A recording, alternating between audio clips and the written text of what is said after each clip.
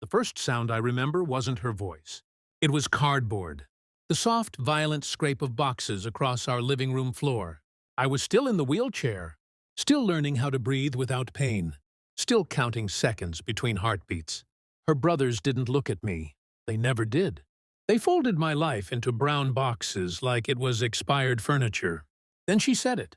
Not loudly, not cruelly, almost relieved. "You're a burden now." The word landed heavier than the accident ever did. I looked up at her. My wife, the woman who signed hospital forms with shaking hands and told doctors she'd never leave. She wouldn't meet my eyes.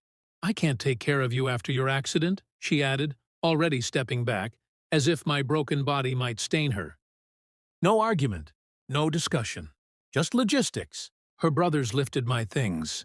My clothes, my books, my tools. One of them unplugged my charger without asking. That's when I knew this wasn't panic. This was planned. They left me at my sister's place like luggage no one claimed. 3 months passed. 3 months of learning how to move again, how to stand, how to pretend I wasn't replaying that sentence every night.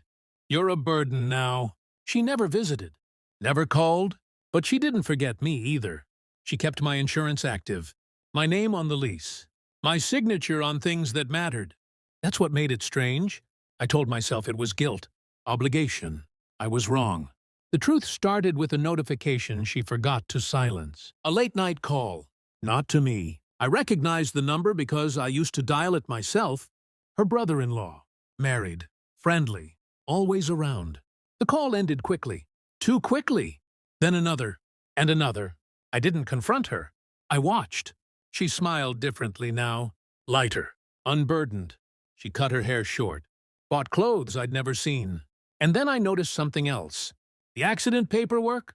The emergency contact had been changed before my surgery. Not to her. To him. At night, alone, I replayed every moment. The rush to move me out. The urgency. The lack of grief. They weren't abandoning a husband. They were clearing space. I started requesting records. Quietly. Phone logs. Lease documents. Insurance beneficiaries. Every answer led to the same name. I didn't feel angry. That scared me. Anger is loud. Messy. What I felt was colder. Cleaner. Because once you understand you were never the problem, you stop asking why they pushed you out and start asking how long they'd been waiting for you to fall. Recovery gave me something the accident couldn't take. Time. I learned to walk again without telling anyone.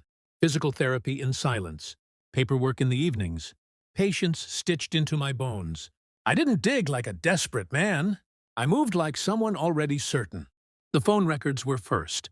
6 months before my accident, her calls shifted. Shorter. Later, always to the same number. Then the financials. A joint savings account I never touched. Opened in her name. And his. I stared at the dates. The first deposit came 2 weeks before my crash. I remember that week clearly. She had insisted I drive instead of her. Insisted I take the longer road. The police called it bad luck. I stopped believing in luck that night. The final proof arrived in a thin envelope. A paternity test. I didn't need it, but I wanted the paper.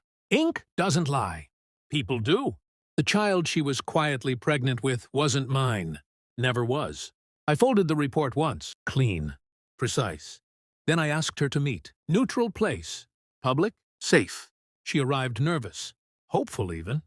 "I heard you're walking again," she said. I nodded. "I wanted to see you," she added. "Talk about everything." I slid the envelope across the table. She didn't open it at first. She already knew. Her hands shook anyway. When she finally read it, her breath collapsed inward. "No," she whispered. "It's not—" I leaned back. "You changed my emergency contact before surgery," I said calmly. "You moved money before you moved me. And you called him while I was learning how to breathe again." Silence swallowed her. People stared. I didn't care. I wasn't a burden, I continued. I was inconvenient. Her mouth opened. Nothing came out. I stood. "For the record," I said steady, "I've already transferred my name off everything. The insurance, the lease, the accounts." She looked up, panicked. "You can't just—" "I can," I said. "I already did. They tried damage control, family calls, excuses, tears that arrived months too late. I didn't respond. The last thing I sent her was a single message. You don't need to take care of me anymore. I blocked the number. Some nights, I still hear cardboard scraping across the floor. But it doesn't hurt, because now I know the truth. They didn't break me. They revealed themselves. And that was the moment I stopped being the man they could discard. The wheelchair was temporary. Their shame won't be. I walked away. Not healed, just awake.